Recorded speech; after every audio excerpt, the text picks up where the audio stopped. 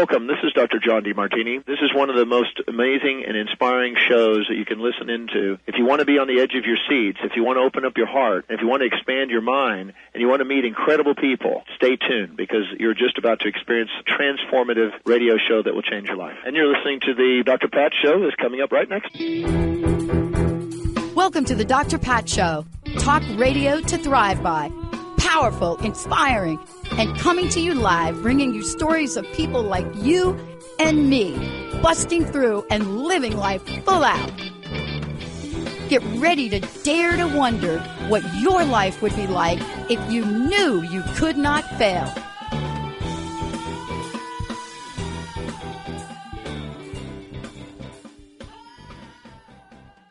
Hey, everybody, welcome. Let's make a little adjustment. Jacob and Olivia, don't yell at me for doing that. Sorry. Welcome, everybody. It's so great to have all of you tune us in and turn us on. We got a great show for you today. Actually, a great lineup all week long. One of the things that I got a text message from Jessica yesterday, and I want to read it before I introduce Lysa Beltz.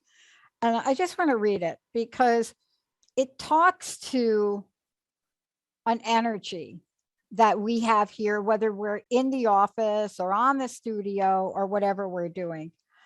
And Jessica, of course, we're watching a football game.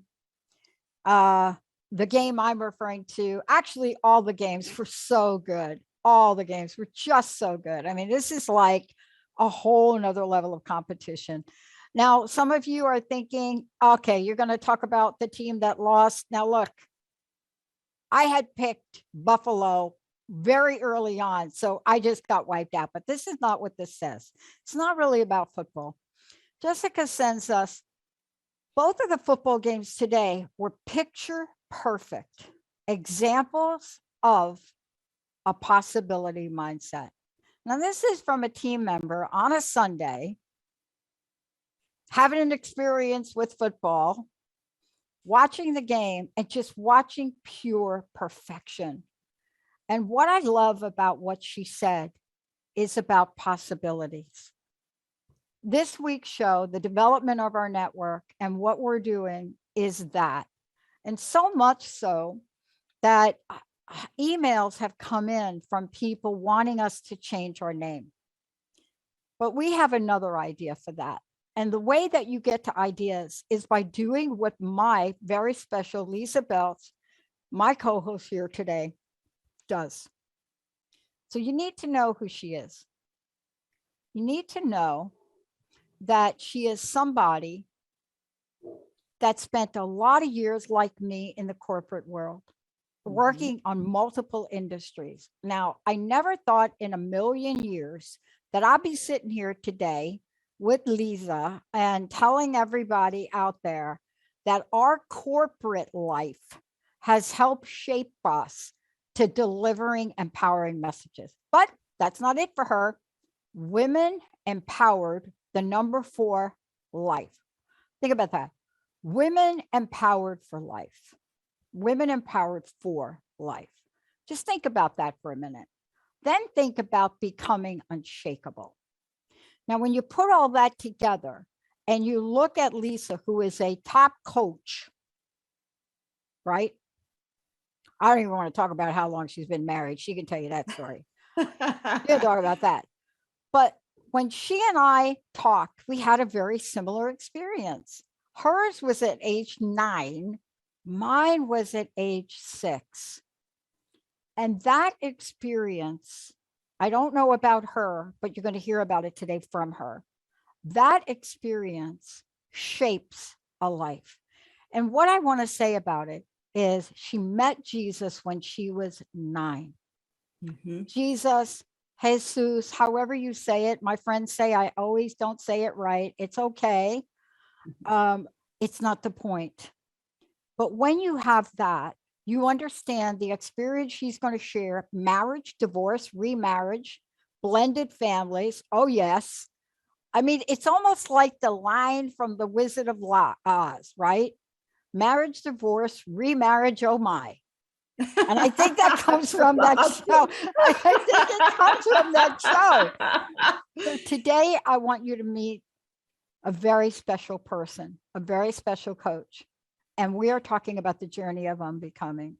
Lysa, so great. Thank you for joining me here today. Thank you, Dr. Pat. I have been looking forward to this since we scheduled it. This is a premier opportunity for me, and I am just very happy to be here. I love prepping for shows. So everybody thinks that it's like you're over there, I'm over here, still, what's the word? Quarantine, not for my safety, but for the safety of my team. And yet we're unstoppable, we're unshakable. But let's talk about your journey. Let's talk about the journey of unbecoming. Let's talk about what that means. And for you, you get my signature question. Okay. I love this question. Look, I just briefly told people about you. I didn't even scratch the surface. I want to know, given everything you've done, everything you've experienced, every other person you've helped, what are some of the challenges and obstacles that brought you to this very moment? Oh, that is a great question, Dr. Pat.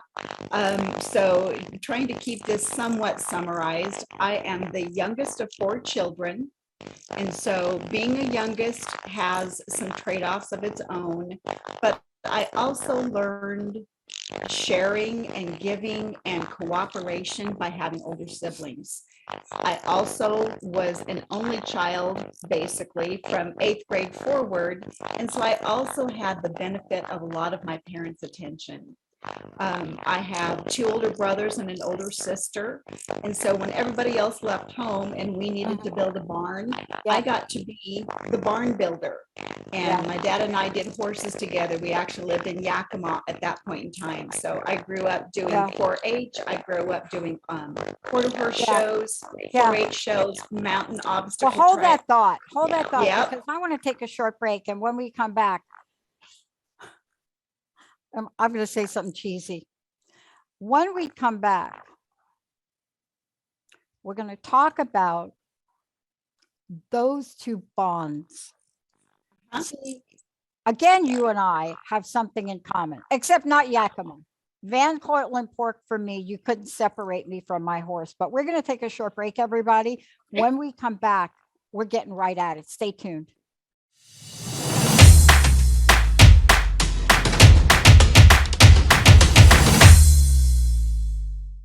Welcome back, everybody. It's so great to have all of you tune us in and turn us on. Lysa, look, we're going to go right to the half, but I need to take a quick break. I love that you're talking about, you didn't say the words, but there's a level of heart connection bonding you were describing. Yep. Growing up or being in Yakima, having horses. I mean, I'm like right there with you. I'm like, oh my gosh. But that journey, everybody might think you and I show up and we haven't had any bumps in the roads. Yep. So what was that like for you with your dad, with the horses? Yep. And I'm actually, so one of the things we're going to talk about as we get into talking about unbecoming is the dark layers of cloth or the dark layers of life, the challenges of life that can get layered onto us that dim our light. And so part of why I kind of wanted to talk about being a youngest child and some of the other things is, as children, we allow ourselves to pick up labels or belief systems. And sometimes we misinterpret things simply because we're young and don't have life experience. And so all of those things that go into making us who we are and how we are and giving us our perspective on the world are very, very positive in most instances. But it's also those life experiences growing up that can help us become who we're not really designed to be. So growing up with a brother, you know, I always used to laugh. He used to practice roping on me. He used me for his karate kung fu dummy. You know, it's all those younger sibling things. And while there's a lot of positive bonding, you also pick up some things like, oh, well, I'm the littlest, I can't do such and such, or I'm the youngest, I'm not as good as my older siblings at things. And so that's kind of where we start unbecoming. Being in the horse world, was delightful for me. There used to be an article that talked about, what's this thing between girls and horses? Oh, And my horse was my best friend. No kidding. I would go riding out in the orchards or out in the foothills with just him and me, and we would spend hours. It was just absolutely wonderful way to grow up. You learn that bond with an animal. You learn to take command and control, because when you've got a 2,000-pound animal underneath you, you better be in charge. And so there's just so much good that comes out of that growth. Being the only one at home with my parents was absolutely wonderful for me. I just reveled in it. My dad and I would take the horses and pack into the mountains. And again, that's where he and I had that really great bonding time. I got to develop experiences. You learn resourcefulness, you learn resiliency, all of those really positive life lessons. Now, the flip side of all of this that we're also going to talk about is I was a perfectionist.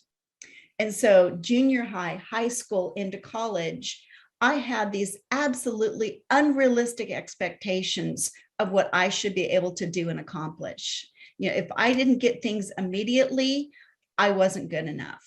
And I have to say, no one else put this on me. This was all something I took on myself. All of those things contribute to us developing belief systems that really don't serve us very well. But they're there. And until you even know that you have belief systems, to be able to think about them and examine them and go, is this really truth? Does this really resonate? Does this serve me? Was this a misunderstanding, or did I just flat out believe into a lie? All of those things contribute to us becoming who we're not. yeah. I love that we're talking about this, because we have to know, and you're going to talk about what unbecoming means here as we go forward. But all of this has to do with understanding a process. And the reason I say that is because both of us learned something in our corporate careers. I know for me, I learned about process. But what that means is that if we can activate a process that allows us, what did my mom used to say? My mom used to, Benny hears me quote my mom a million times. She was a woman from the South, and she had so many different sayings, but she would say stuff like, girls, y'all need to take the best and leave the rest. 40 years later, I figured out what that meant. But isn't that what the process helps us with? It is. And I talk about becoming and even unbecoming is a process, not an event. An event is a one-time thing. It's, one and done. That does not work in the area of personal growth, either for unbecoming or becoming unshakable. So when you talk about it being a process, it very much is. And the entrance to that process is a trigger or a recognition or a desire to change. Yeah. I want to make sure people understand that this is not just something you're talking about now. You have a book about becoming unshakable. I want to just take a moment, because we went to a quick break. I would love for people to know, before we get into the process, because I don't want them to miss any of this, how do we find out about you? How do we get the book? Great. How do we talk about your coaching? There's a copy of that. It's not going to show up on the blue screen. Okay, we're not going to do that. So the easiest way is to go to my website, which is www.lysabeltz.com. And for those who are just on the air, Lysa is spelled a little bit differently. It's Lysa, and Beltz is Beltz. So www.lysabeltz.com. And Pat, I know we've talked about, my name is Lysa with a Y, Lysa, but a few months ago, God told me that I'm also Lysa with a Y, Why. And so my journey particularly over the last 3 years of unbecoming and the becoming, is really helping me discover my why. The why am I a coach? Why am I writing a book? Why am I on this show? Why am I starting my own podcast? It's that, what is my purpose? What is my calling? That core question that so many of us search for and struggle with. So, the other way people can reach me is my email, and that is coachlisa@lysabeltz.com. Thank you. Because all of what we're talking about, anybody that's listening today, if they've got additional questions, of course, you can call into the show, 1-800-930-2819, or you can put a comment in on social media, on Facebook. But the question that comes up for people, especially this month of the year, Lysa, is how do I begin? Where do I begin? Absolutely. And so again, this journey of unbecoming, so I'm going to read a quote, and the author of the quote is unknown, but this is the quote that starts my book. It says, maybe the journey isn't so much about becoming anything. Maybe it's about unbecoming everything that isn't really you, so you can be who you were meant to be in the first place. I love that quote. Yeah. And one of my mentors, Natasha Hazlitt, who has the Unstoppable Influence program, she's the one that introduced me to the quote and to the whole unbecoming process. And so again, to me, the starting place is a desire to change. It's the little quote that says, if you want to get a different outcome, you have to take a different action. So when we as human beings reach a point where we're stifled, we're stuck, or we simply want something different or something better, you have to have a desire and a commitment to begin that change process. We talk a lot about the butterfly metamorphosis process. To me, that's the becoming part. But that messy middle where the butterfly or the caterpillar has gone into the cocoon, it's what they call butterfly goo. I mean, it is just literally unbecoming a caterpillar to then turn around and become the butterfly that emerges. So the unbecoming process starts with recognizing where you're at in your phase or stage today, choosing to start beginning to make a change, and then thinking about what do you want the outcome to be. So in very simple summarized terms, that's one thing. The other analogy I like to use is that of a beautiful hardwood floor. It was, think about a house built in the 30s or 40s. And then over time, somebody went, oh, linoleum is the new thing. So they put a layer of glue and a layer of linoleum on top of this beautiful hardwood floor. And then 10 years later, the colors and styles have changed. Another layer of glue, another layer of linoleum. Another 15 years, same thing happens. Now, a new owner comes in and goes, I wonder what's underneath all of this stuff. And they start digging down and they discover that underneath all of that, the foundation is this beautiful hardwood floor. Yeah, boy, right? So you go through that process of peeling back the layers, linoleum glue, linoleum glue, linoleum glue, and then there's that hardwood floor. So unbecoming is finding those layers. What are my belief systems? What are the lies that I've bought into? What are the stories I'm telling myself today that may or may not have been true at one point, but they're not true anymore? Yeah. Yeah. I mean, I love the way you just described that for a lot of reasons. And let me ask you about it, because, rarely do we talk about taking things away, right? Mm-hmm. I mean, we live in a place where every time you're turning on the TV, somebody's telling you to add something on. Yep. Whether it's a latest diet fad or exercise program or how to raise your kids, or it doesn't matter.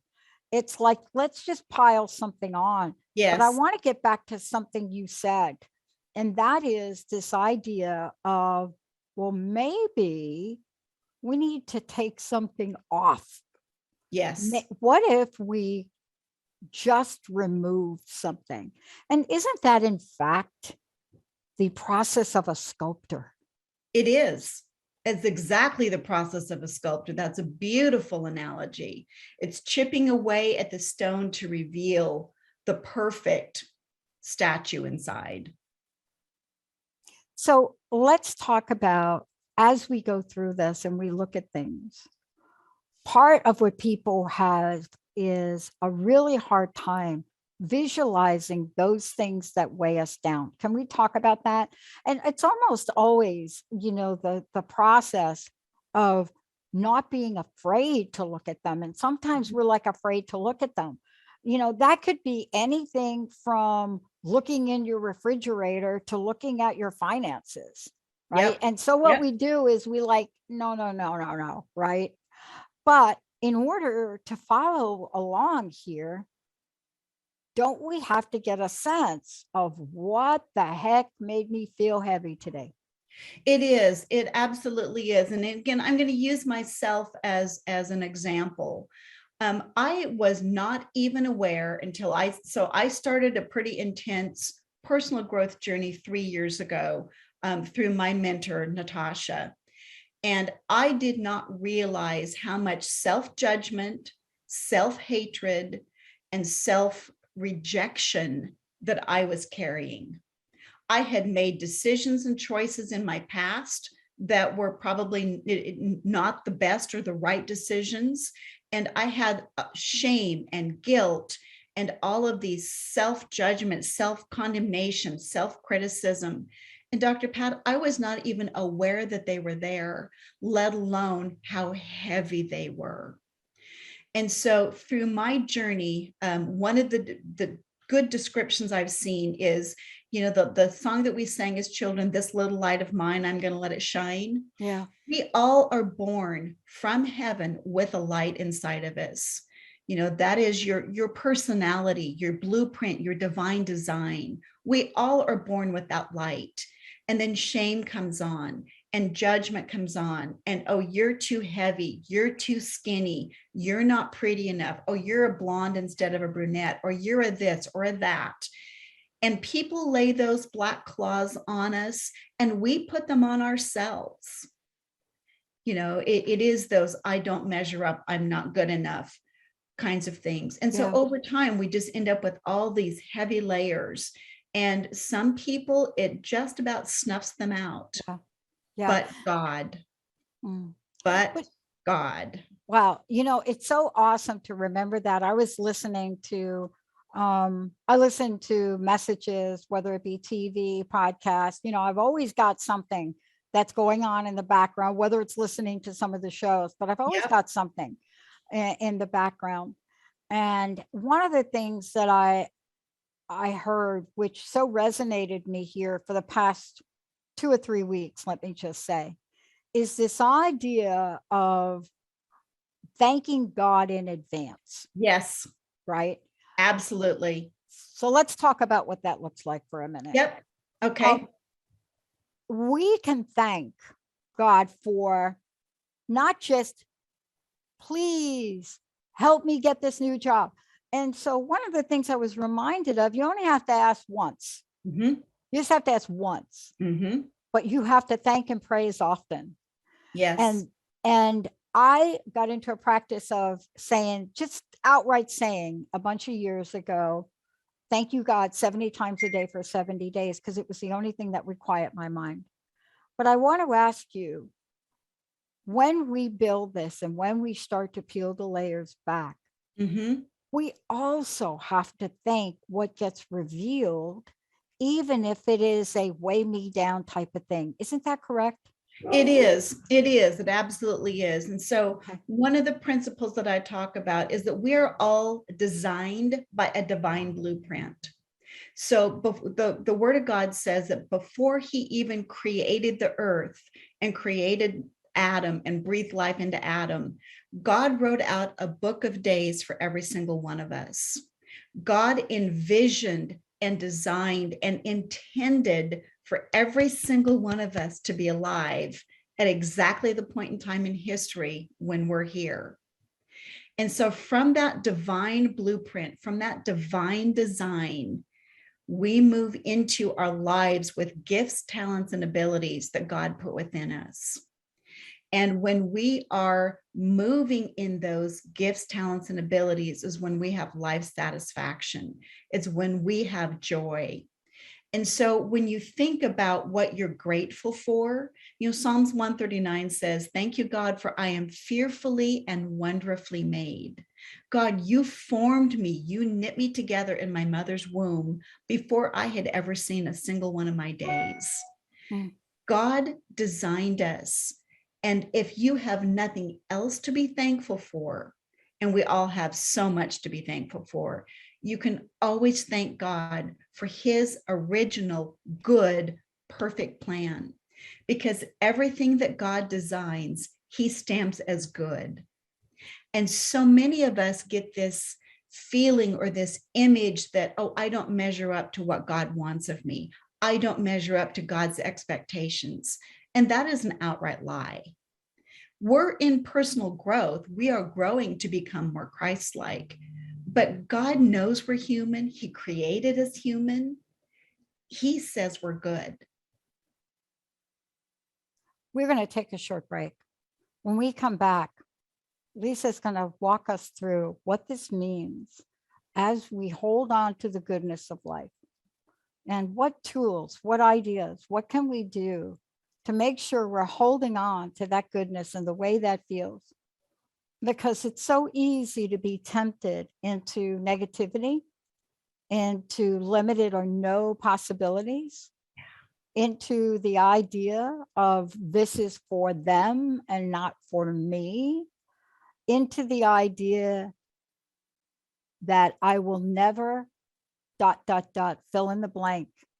When we come back, we're going to be talking about how do we launch, recognize the process, and know when we're there.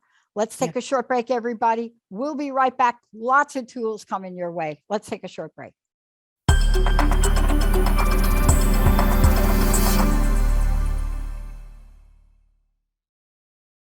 It's so great to have all you tune us in and turn us on. Lysa Beltz is joining me here today.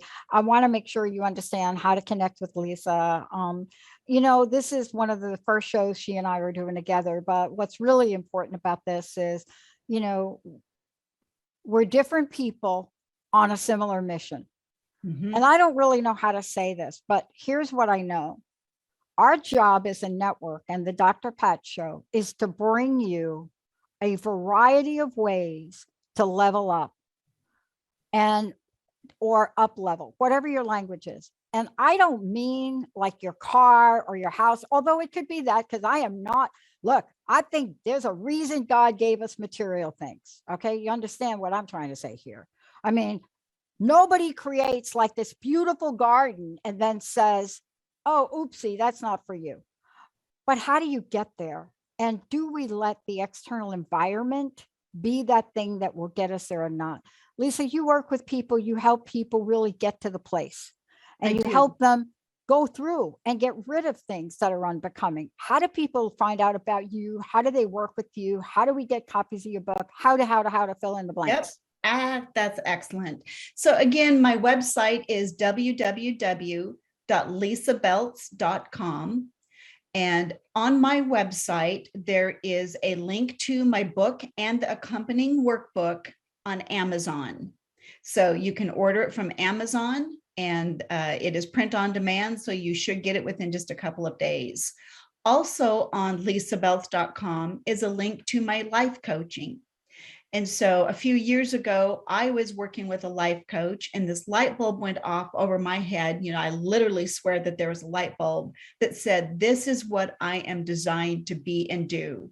So my corporate career, I discovered I was doing a lot of coaching and life coaching as a project manager. And so like you said, Dr. Pat, all of that corporate experience of building teams and working with individuals feeds right into life coaching. As a project manager, I'm helping somebody accomplish a vision or a goal.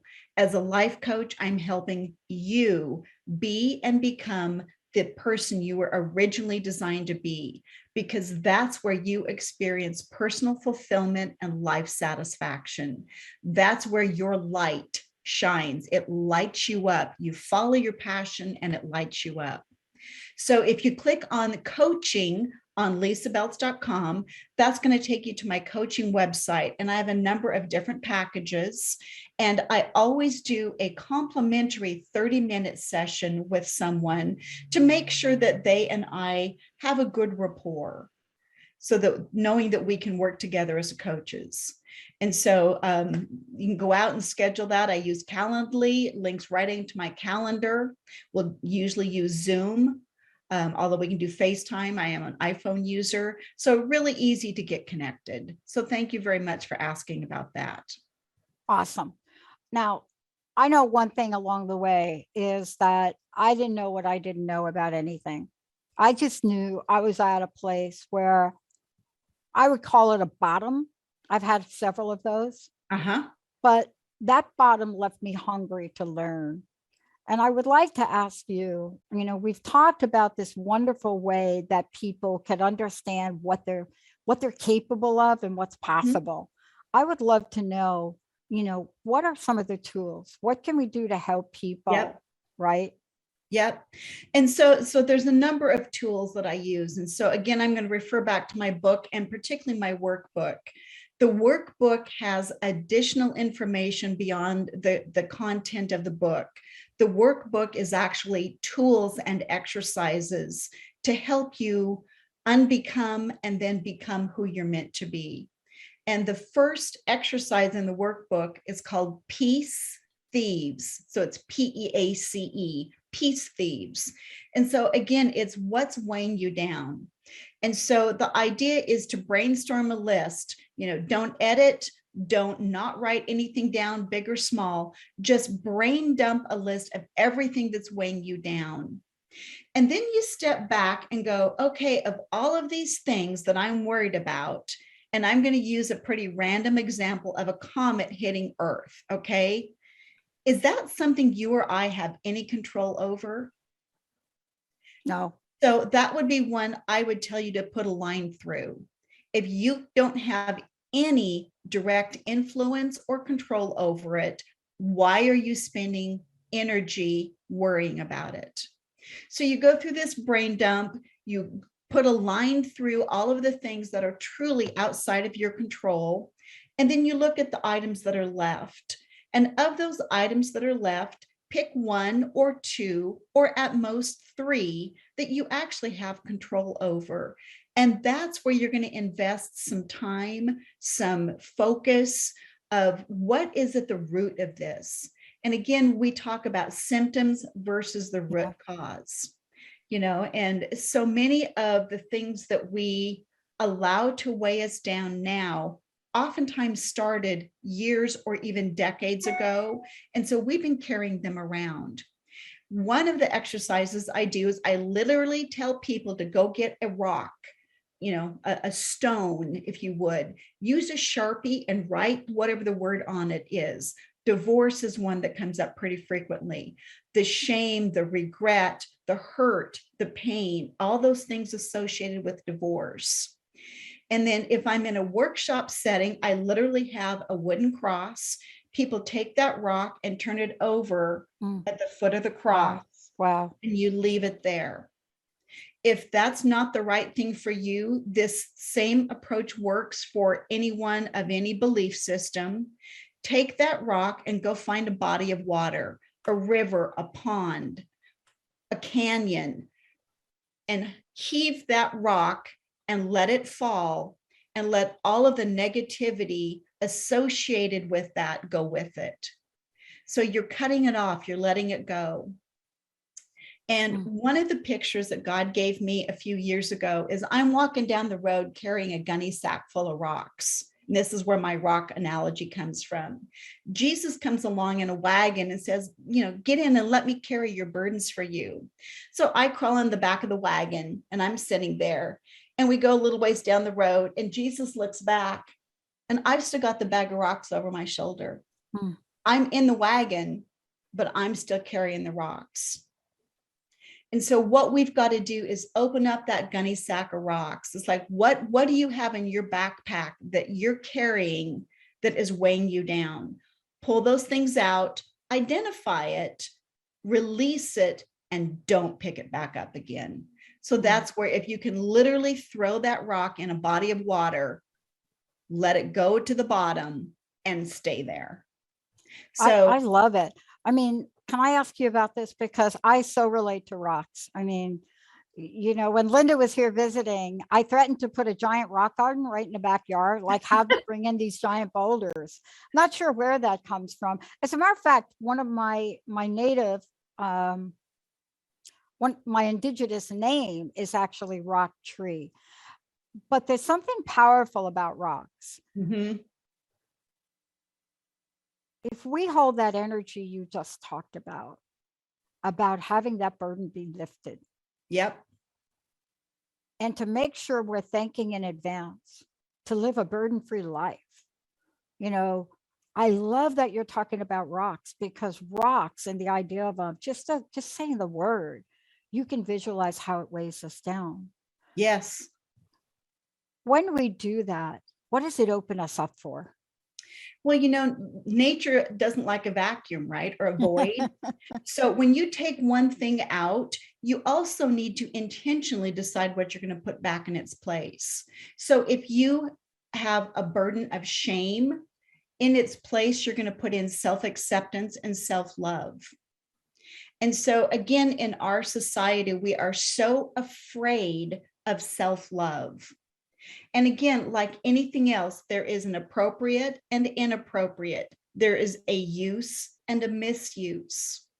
But we are so focused on being afraid of owning our talents, of admiring ourselves for what we're capable of, particularly and I don't want to exclude men, but particularly women.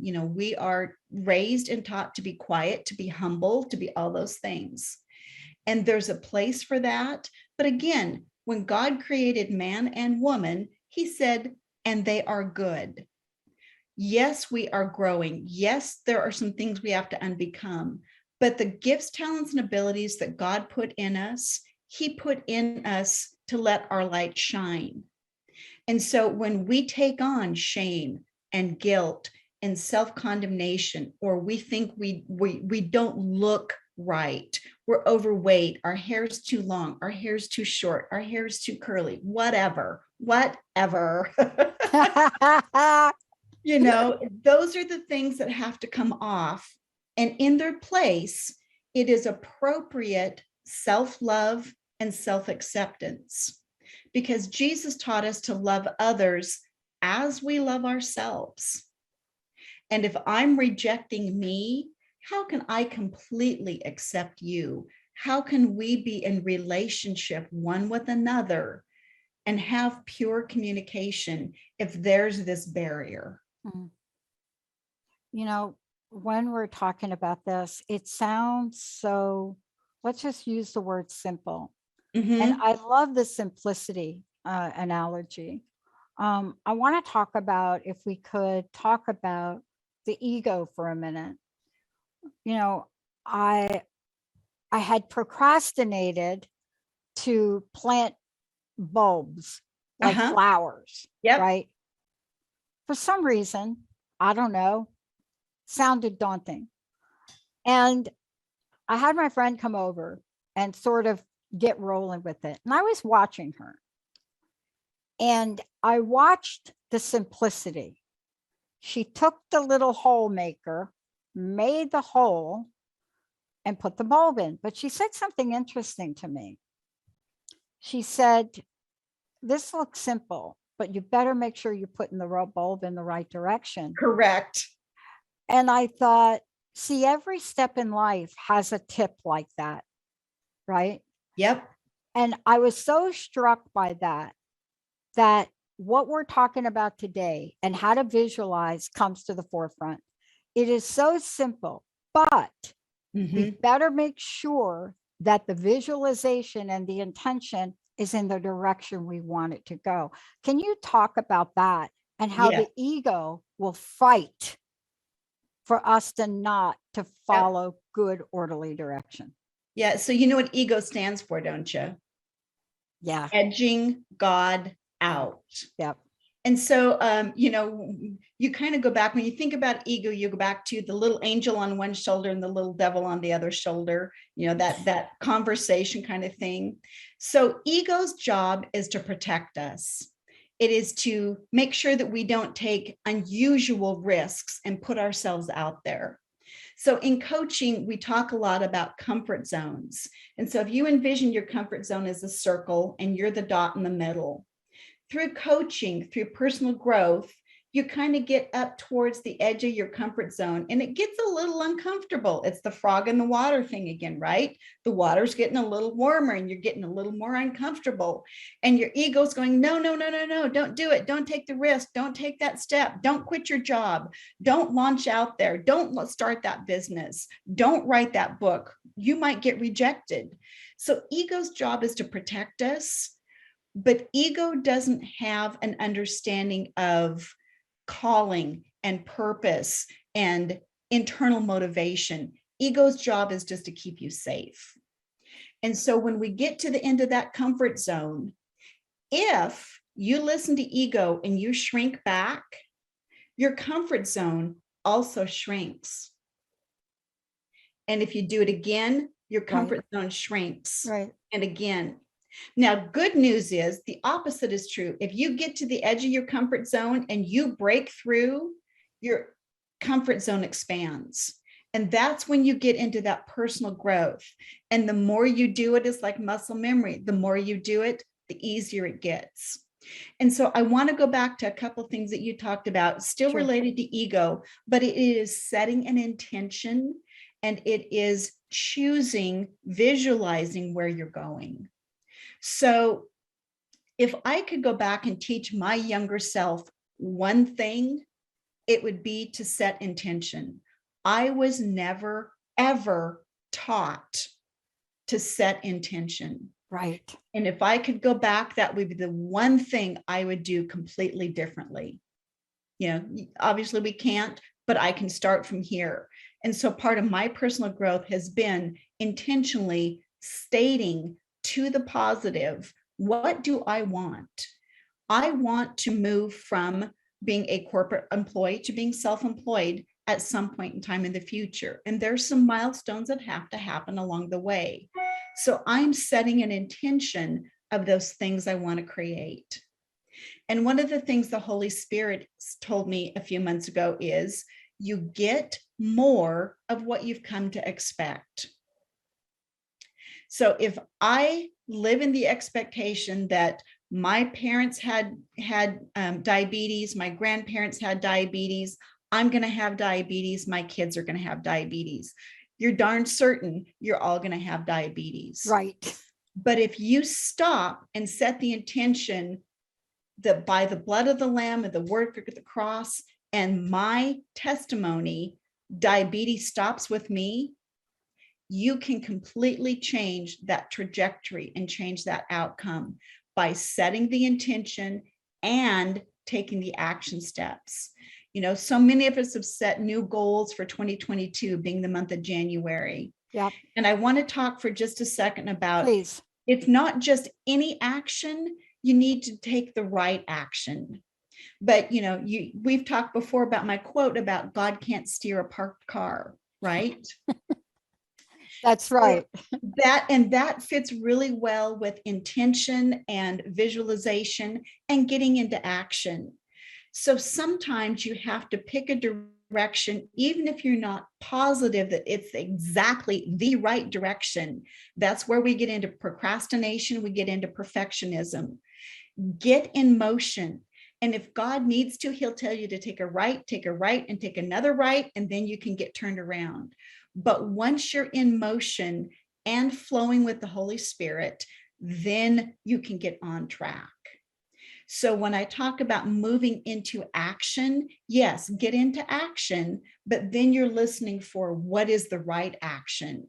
Because if I don't have an intention set, any road will get you there if you don't know where you're going. Yeah. I want to be going someplace. And that goes back to that intention. And again, I'm going to go back and touch on ego again, because this is where ego is going to come in and say, oh, don't take too much risk. Be careful. You might get rejected. What if you go on the Dr. Pat show and you say something stupid? Don't worry, I've been there. But part of this I want to really touch upon in the time we have left. There's a thing that two of my mentors kept saying along the way. You have to trust in the process, Pat. Yes. Oh, yeah. You have to trust in yourself.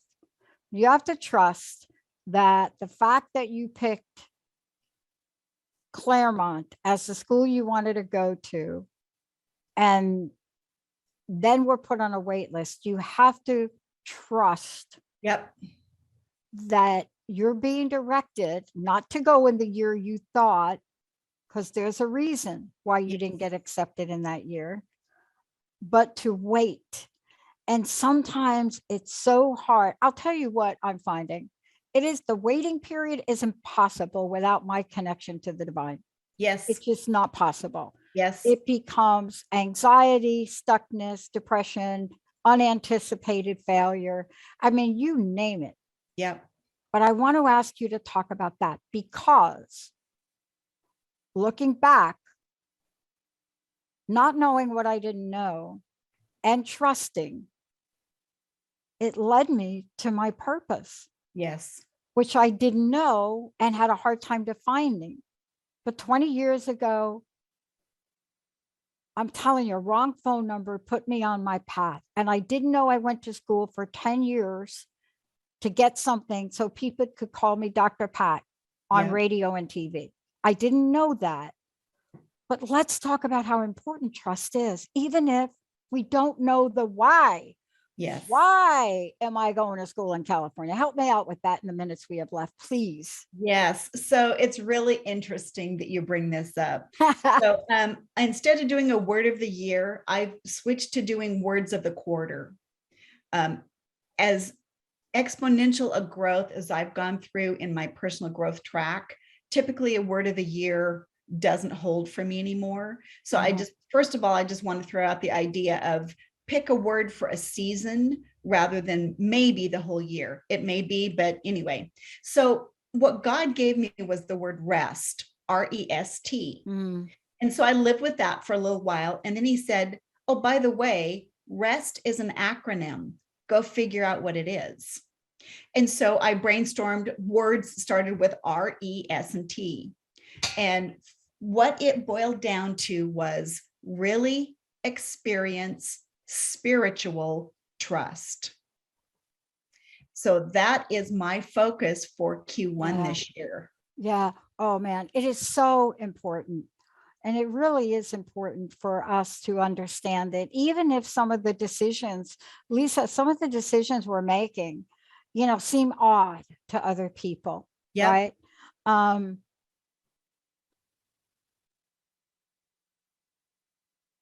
love when I get the gift of hesitation. People in the spiritual community call it hitting the pause button. I don't call it procrastination. You understand there's a difference between. There is a difference. Okay. Yep. But I want to ask you in the couple minutes we have left, what does the space of hesitation allow for in the world of God consciousness? Yep. So again, we tend to be, and particularly in Western culture, so into action. We also tend to assign value to people by their productivity. What have you produced? We need to take a step back and to remember we are human beings, not human doings.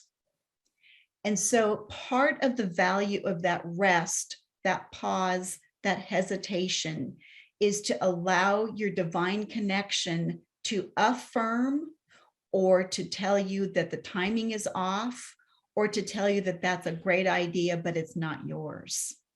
I have a lot of really great ideas, but some of them are not my assignment, if I can use that word.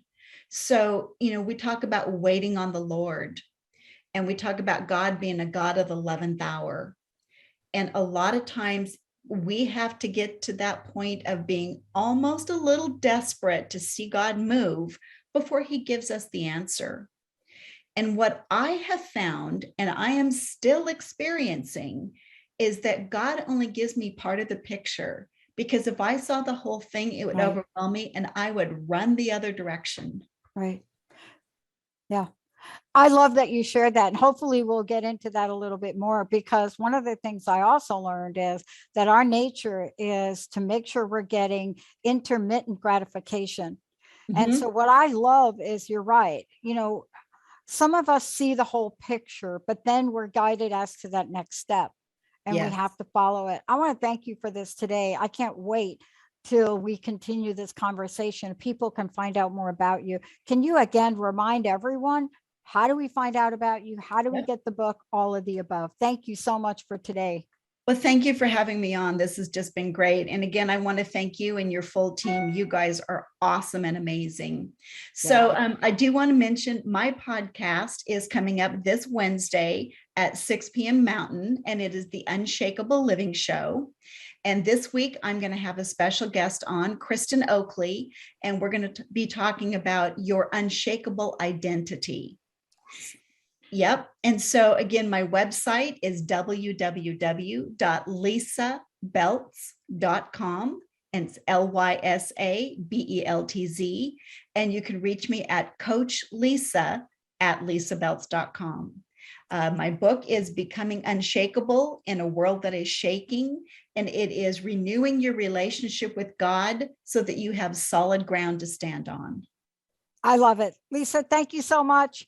Everybody tune in, get a hold of Lysa. Anything that you've heard today that's going to help you take that forward movement.